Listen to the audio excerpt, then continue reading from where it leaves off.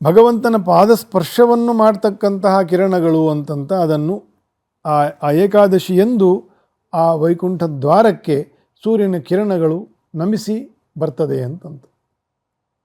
ಹಾಗಾಗಿ ಆ ವೈಕುಂಠವನ್ನು ಅವತ್ತು ವೈಕುಂಠ ಏಕಾದಶಿ ಅಂತ ಮಾಡಿ ಶ್ರೀನಿವಾಸನ ಆರಾಧನೆಯನ್ನು ಇದೇ ಧನುರ್ಮಾಸದಲ್ಲಿ ಬರ್ತಕ್ಕಂಥದ್ದು.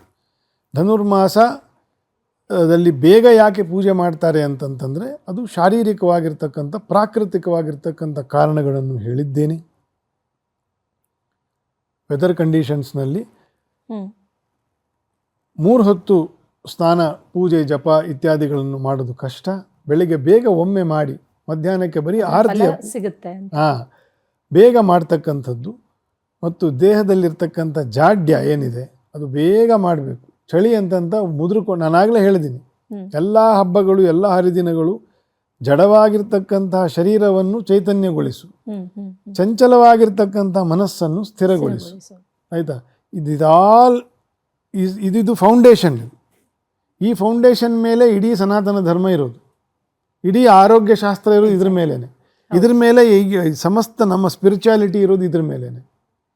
ನೀನು ಯಾವಾಗ ಶರೀರವನ್ನು ಒರಗಿಸ್ಬಿಡ್ತೀಯೋ ಆರಾಮ್ ಮಾಡಲಿಕ್ಕೆ, ಅಲ್ಲಿಗೆಲ್ಲ ಮುಗೀತು.